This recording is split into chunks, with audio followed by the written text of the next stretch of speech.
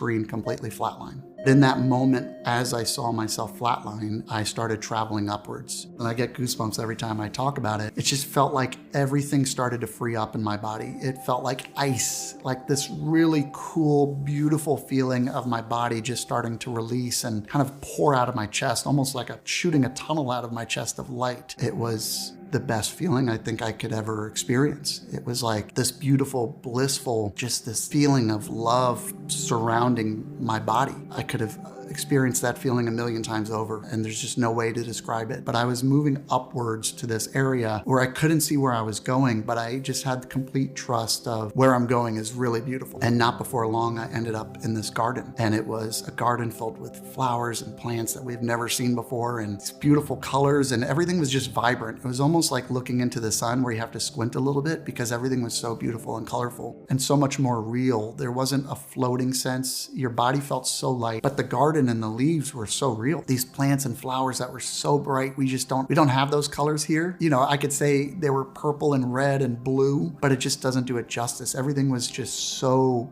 bright and almost kind of womp womp. You know, there's a vibration off of everything. You just felt so in tune and connected. You know, when you dream, you don't necessarily feel something. You kind of envision it, and if you're dreaming, you're off in this little world. This was so real because I was feeling things, and I felt the grains of dirt in between my toes. And ahead of me, I saw a gentleman in a robe, and he was chasing after a little boy, about 3 or 4 years old, little curly-haired blonde boy. The little boy was kind of running ahead, looking back. He was being cheeky. And as I see the boy running, I'm just watching this beautiful interaction, almost like father-son. And I watched this little boy just so happy and so purely enjoying his life. And until I got close, then you kind of look down and go, oh my gosh, that's me. I forgot I had blonde curly hair. And I used to be that happy, and I used to just laugh all the time and smile constantly as a kid growing up. No matter what was going on around me, I was always a happy kid. And I think I had forgotten that by that time. By the time I was 19, I was taking life so seriously. I was so worried about career and military and all these things that I had so forgotten about being that happy little kid. As I see the man turn to me, I immediately knew it was Jesus. And I should say too, Jesus didn't look like what I would have thought he would have looked like, but I was so certain it was him. He had short brown hair, piercing green eyes, and the biggest grin possible. But as sure as you're sure of what your left hand and your right hand is, and you look in the mirror and you know it's you, I knew it was Jesus. And in that moment, Jesus turned to me and he basically showed me, this is what your life should be.